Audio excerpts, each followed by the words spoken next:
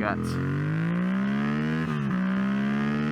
Thinking about installing a DNA air filter on your MT-07? Is it worth it? In this video, we'll find out. Let's get it.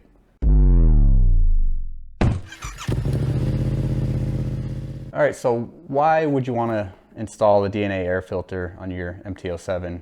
Of course, the biggest thing in my mind is performance. It's a lot better and less restrictive than the stock air filter. Here's a couple things to think about before you do.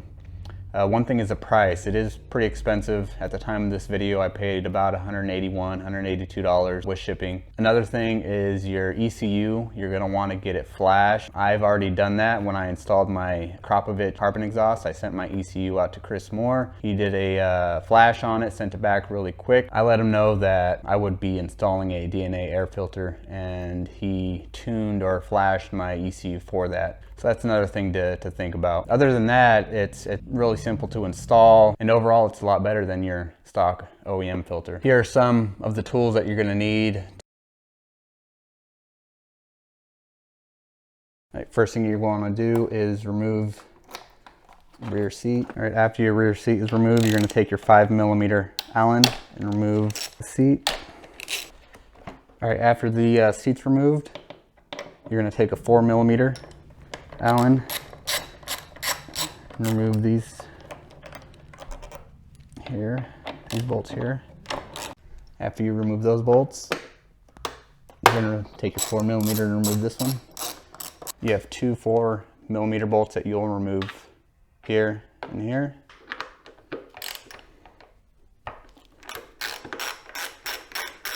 Don't lose the washer. It's on both of those. All right, next you're gonna take the middle tank cover off. You're gonna pull this up and kind of down at the same time, and it should come right off.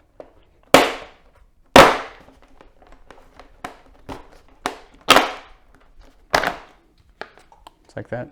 All right, next you're gonna remove this center push pin. I like to just take a pick tool and push it right in the middle. Comes right out.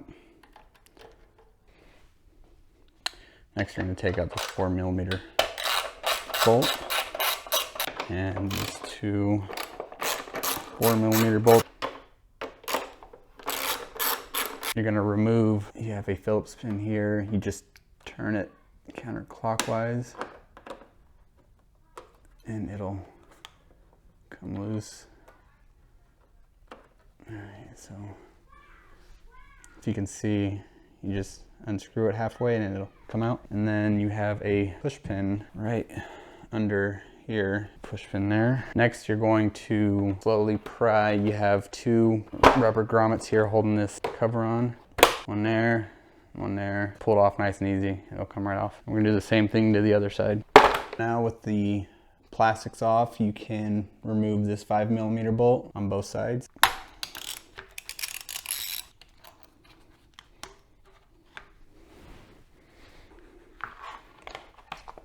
Now that we have all the plastics off, we're going to remove these two 5mm bolts here. And we're also going to loosen this 12mm bolt, not take it all the way out, just loosen it.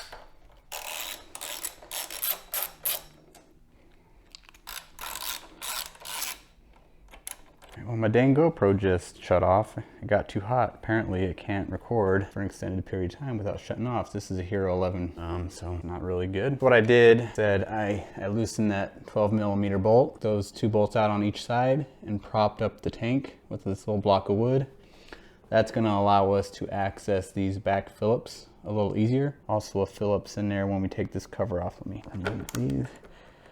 One thing I forgot to mention is typically there's a snorkel here. When I took my ECU off and sent it out to get flashed, I removed the snorkel. To get to these rear Phillips, I find a ratchet with the Phillips attachment is really helpful.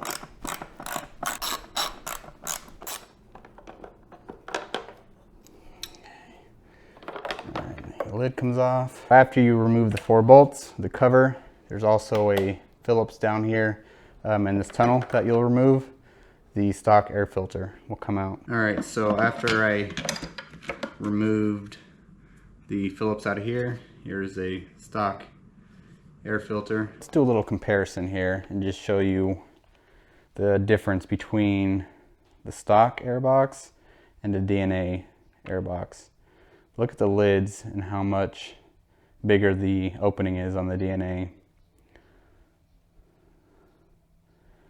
This is definitely going to increase some performance and airflow.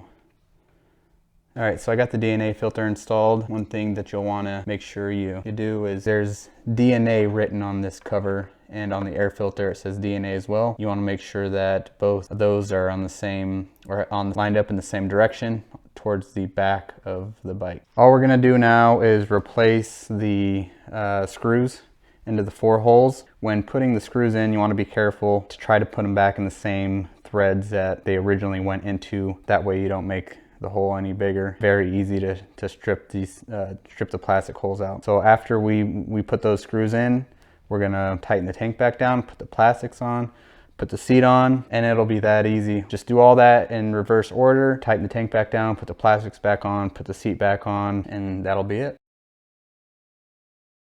Let's see if I notice any difference between the stock filter and this DNA filter. Let's see what it's all about. It's a little cold, a little wet outside, so I don't think I can give it all the beans, but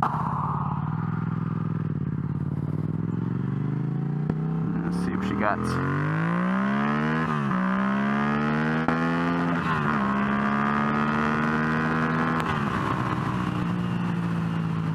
Not bad, not bad. So the first thing I noticed was the throttle response. It definitely seems like it's a lot more responsive. Well, I wouldn't say a lot, but noticeably more responsive. Let's jump on the freeway and get another pull in. Ready? 1, 2, 3.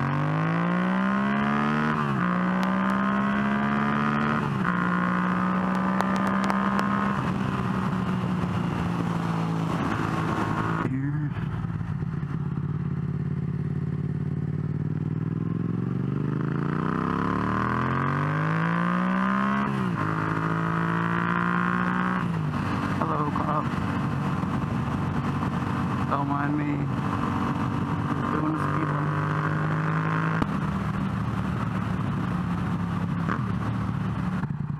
Yeah, the throttle is a lot more responsive. I don't know if it's worth the price though. I mean, it definitely does increase the throttle response, but is it worth the $180? I don't know. Who am I kidding? Yeah, I think it's worth it. I do. I have a lot more plans for this bike. Stick around for future videos. I'm excited. Can't wait for the summertime.